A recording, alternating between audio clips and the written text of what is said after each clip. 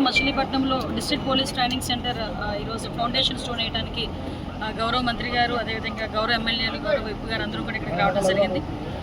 అయితే అన్ని చోట్ల ఈరోజు నిన్న జగన్మోహన్ రెడ్డి గారు ప్రెస్ మీట్ చూసిన తర్వాత అంటే సాధారణంగా మాట్లాడేటప్పుడు ఒక ఎంత ఏదో అంటారు కదా, ఒక సెల్ఫ్ రెస్పెక్ట్ ఒకటి, నెక్స్ట్ మనం మాట్లాడిన దాంట్లో నిజం ఎంత అన్న దాని మీద కూడా ఎంతో కొంత అవగాహన తెచ్చుకొని మాట్లాడతారు ఏ రాజకీయ నాయకుడైనా కూడా. అటువంటి రాజకీయ నాయకుడు కాకుండా కేవలం బురద చల్లాలి అనే నేపథ్యంలో మాట్లాడాడు.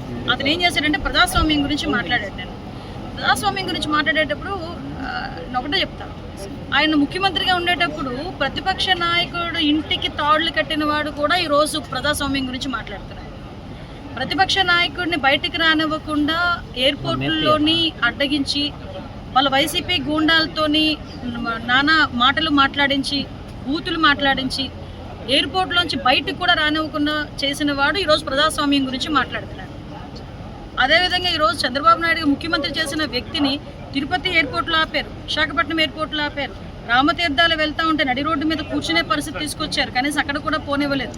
ఇంకా మేమైతే మీకు సరే ఇక్కడ కూర్చున్న ప్రతి ఒక్కరం కూడా కేసులు మా మీద పెట్టి మమ్మల్ని భయభ్రాంతులు చేయడానికి ప్రయత్నించిన వాళ్ళు. అతి ముఖ్యంగా ప్రజాస్వామ్యం గురించి మాట్లాడుతుంటే ఇందాకే గౌరవ మంత్రి గారు కూడా గుర్తు చేశారు, మా మీద ఎస్సీఎస్ మీద కూడా ఎస్సీ అట్రాసిటీ కేసు పెట్టే పరిస్థితి ఈరోజు వచ్చిన పరిస్థితి నుంచి ఈరోజు ఆయన ప్రజాస్వామ్యం గురించి మాట్లాడతాం.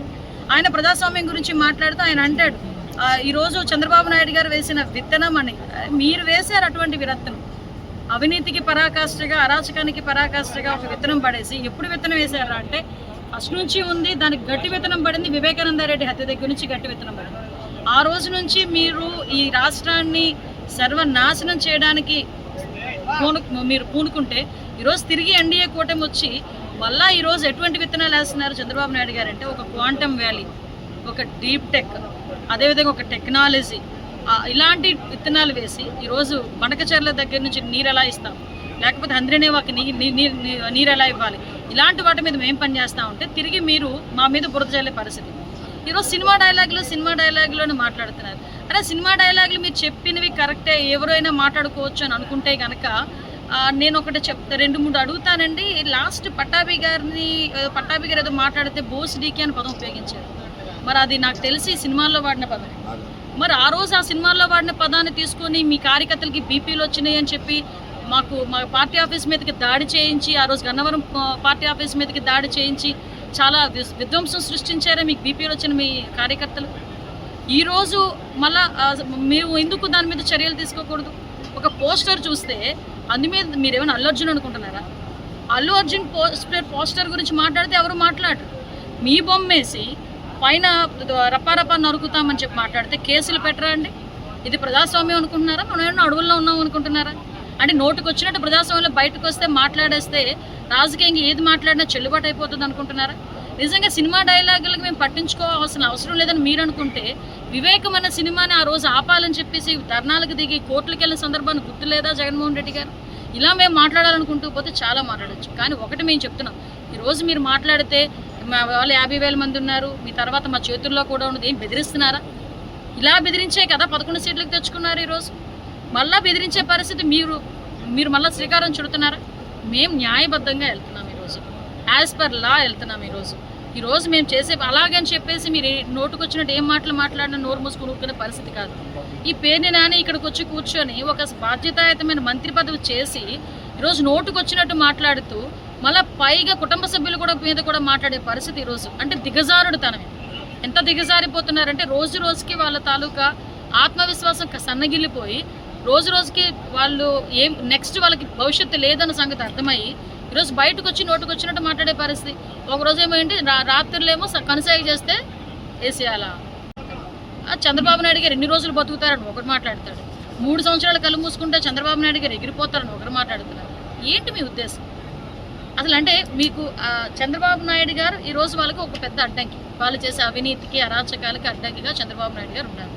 కాబట్టి చంద్రబాబు నాయుడు గారు తాలూకా అంటే జీవన విధానం గురించి, అతని ఆయుష్ గురించి కూడా మాట్లాడే పరిస్థితులు వీళ్ళు తెచ్చుకుంటున్నారంటే వీళ్ళ దిగజారుడుతనం ఉంది. ఒకటి మాత్రం చాలా క్లియర్గా చెప్తున్నామండి, ఈరోజు మేము ఏం మాట్లాడినా చెల్లుబాటు అవుతుంది, ఏం రెచ్చగొట్టుకున్నా చెల్లుబాటు అవుతుందని మీరు అనుకోవచ్చేమో, కానీ చట్టం అనేది ఉంది. మన ప్రజాస్వామ్యంలో చట్టానికి చాలా విలువ ఉంది, చట్టానికి చాలా పవర్ ఉంది. కాబట్టి ఇప్పటికీ కూడా కొన్ని సందర్భాల్లో న్యాయస్థానాల దగ్గర కూడా మీరు చీవాట్లు తినే పరిస్థితి. ఈరోజు మేము కేసుల గురించి మీరు మాట్లాడుతున్నారు. నిజంగా లాస్ట్ 5 సంవత్సరాల్లో మా కేసు లిస్టులు తీసుకుంటే ఈరోజు ఆ చర్చకి దేనికైనా సిద్ధమే. ఇందాకే మా వెంకటరావు గారు కూడా దాని మీద కూడా చర్చకి సిద్ధమని చెప్పి సవాల్ విసురున్నారు. వీళ్ళు ఈరోజు మాట్లాడే పరిస్థితి. దయచేసి ఒకటే చెప్తున్నా, మీరు నోటుకొచ్చినట్టు మాట్లాడితే ఊరుకోవడానికి సిస్టమ్ రెడీగా లేదు. మీరు ఏం పని చేసినా ఊరుకోవడానికి ప్రజలు రెడీగా లేరు. కంపల్సరీగా మేము చట్ట ప్రకారం ఏం చేయాలో మేము చేసుకుంటాం. దయచేసి ఇటువంటి రెచ్చగొట్టడే మాటలు మాట్లాడేసి బాధ్యతాయుతంగా బతకడానికైనా కనీసం ట్రై చేయండి. ఎందుకంటే ప్రసన్న కుమార్ రెడ్డి గారు అక్కడ ఇంత దారుణంగా మాట్లాడారండి. దాని గురించి మాట్లాడి నాకు అర్థం కాదు. ప్రసన్న కుమార్ రెడ్డి ఇంటి మీద దాడి చేశారు. ఎందుకు దాడి చేశారండి? ఊరకనే దాడి చేశారా?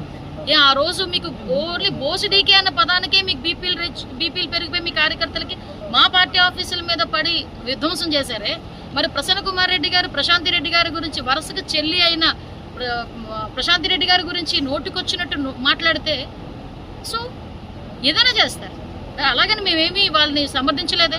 కేసు కూడా ఫైల్ చేసాం వాళ్ళ మీద. నిన్న కూడా న్యాయస్థానాలు కూడా తప్పుపట్టినాయి. అలాంటి తప్పుపట్టిన వాళ్ళు కూడా ఈయన అడగేసుకొస్తుంటాడు జగన్మోహన్ రెడ్డి. అతని తాలూకా నైజం అది.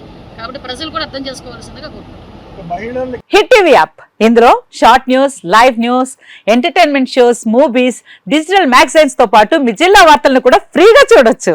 ఇంకెందుకు ఆలస్యం, వెంటనే హిట్ టీవీ యాప్ ని డౌన్లోడ్ చేసుకుని ఫ్రీగా ఎంటర్టైన్మెంట్ పొందండి. Hit TV app. Hit TV app. Please download hit TV app. Hit TV app ని ఫ్రీగా డౌన్లోడ్ చేసుకుని ఎంజాయ్ చేయండి. మీకు నచ్చిన ఎంటర్టైన్మెంట్ కోసం హిట్ టీవీ యాప్ ని ఫ్రీగా డౌన్లోడ్ చేసుకుని ఎంజాయ్ చేయండి. హిట్ టీవీ యాప్ ని డౌన్లోడ్ చేసుకుని ఆస్వాదించండి, ఆశీర్వదించండి. ఇంతమంది సెలబ్రిటీలు హిట్ టీవీ యాప్ ని డౌన్లోడ్ చేసుకోండి అని చెప్తున్నారంటే ఎంత మంచి యాప్ ఆలోచించండి.